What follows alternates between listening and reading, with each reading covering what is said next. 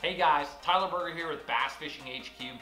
Today I want to talk about when you should peg your weights on your Texas rig and when you shouldn't peg your weights on your Texas rig. Stay tuned, it's going to be a good one.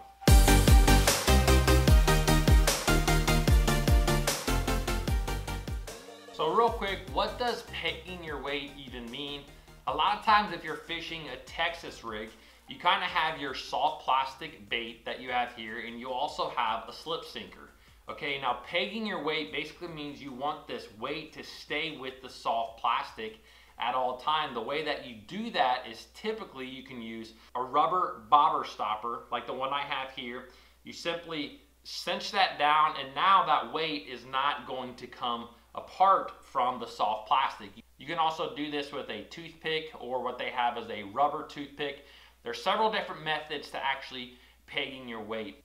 The question that I want to talk about today is, when should you actually peg your weight? When is it important to do so, and when you shouldn't? And so after years and years of fishing Texas rigs, I've really kind of come to the conclusion that I think it is best to actually not peg your weight if possible. Meaning, if you don't need, if it's not an absolute necessity to peg your weight, then I like to actually keep the weight free. I like to have the weight moving back and forth. There's no peg whatsoever. And the reason that I first started doing this was actually because of Ish Monroe. I watched some Ish Monroe videos where he specifically said the exact same thing. He said that you should actually not peg your weight if you don't need to. And he actually heard that from Denny Brower. So those are two of the best flippers and pitchers and Texas rig fishermen that there probably are on the planet. And the biggest thing that they said is that you are actually going to get more bites when you're not pegging your weight. And I think the reason that you get more bites is because when you're pulling this through the water and this weight kind of separates from the bait, it's actually going to allow that bait to have a really natural action as it falls. The weight will actually fall a little bit separate from the bait, and the bait is going, and the actual soft plastic is going to have more of a gliding action that's probably really unique. And I think that that is why you get more bites when you actually don't peg your weight. I think another reason why you actually might get more bites when you don't peg a weight is because it actually looks like something is chasing something else, okay? And that predator instinct in them is automatically going to kind of figure out, like, well, what's going on here, you know? And that's why they might attack it a little bit more. What I've actually found is that I can get away with using a little bit heavier weights too, which allows me to be more efficient, but I'm still gonna have the same gliding action in my bait. So a lot of times in the springtime, kind of in that pre-spawn time frame, I used to use a lot of 1/4 ounce baits, and I would peg them to my bait. I like that slower fall in the spring, especially when the water is cold.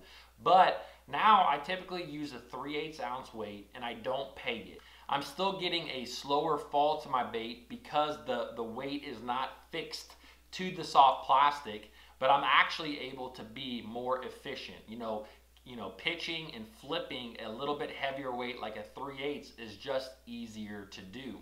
And so that's one advantage to actually not pegging your weight. You can be a little bit more efficient, and I think you're gonna get more bites. But there is definitely situations where you absolutely need to peg your weight. So let's talk about a few of those situations right now. If I'm flipping laydowns where the logs that I'm actually flipping are maybe 2, 3, 4 inches in diameter and bigger, I almost never peg my weight. But if I'm flipping into bushes, or I'm casting a worm into a brush pile that is extremely brushy, meaning there's a lot of smaller twigs and smaller, maybe 1/2 inch size wood in them, that's when I will typically peg my weight, okay? Because those smaller branches, that brushier, bushier brush, will a lot of times actually hang your soft plastic like this, where you're bringing it over and your soft plastic gets stuck, your weight falls all the way down to the bottom, and you're not actually presenting your bait to where the bass are. So anytime you get into those situations where it's very bushy or brushy wood that you're fishing, you're gonna wanna peg your weight to make sure that you're getting that soft plastic bait, whether it's a crawl like this, or maybe it's a big worm, you're actually getting it to where the fish are. Another time I like to peg my weights is anytime I'm flipping shallower vegetation, okay? And it's because of the exact same thing. I don't want my bait to get hung up in, you know, say for instance I'm flipping shallow pads, right? I don't want my bait to actually get hung on top of the pad in the water and my weight to fall down and I think I'm working the bait, but my bait is not even in the water, okay? You definitely don't want that to happen, because if you're not gonna catch any fish that way. You know, it's plain and simple. So if I'm flipping shallower vegetation, I do like to peg my weight to make sure that my bait is getting down. Now, there are some situations where maybe you have bigger holes that you're putting a bait into, and in those situations, again, if I cannot peg my weight, but I know that my plastic is getting to where it needs to be, where the bass actually are, then I will try to not peg my weight, because again, I think that you're gonna get more bites that way. One more situation where you always wanna peg your weight is actually when you're flipping a really big weight, like the one I have here.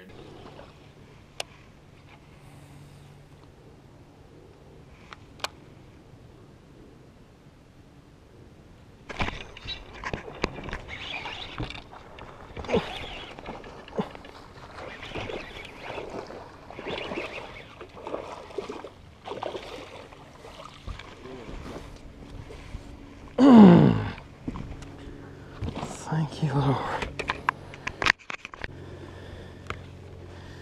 This is 1.25 ounces, but sometimes you could be flipping 1.5 ounces, 2-ounce weight, a really, really large weight. And in that case, you actually might want to have 2 bobber stops to really help prevent that weight from separating from the bait. And most of the time when you're flipping a really, really big weight like this, you're flipping it into mats of some sort. Maybe this is in Florida or Texas or anywhere that has some shallow water vegetation that mats up.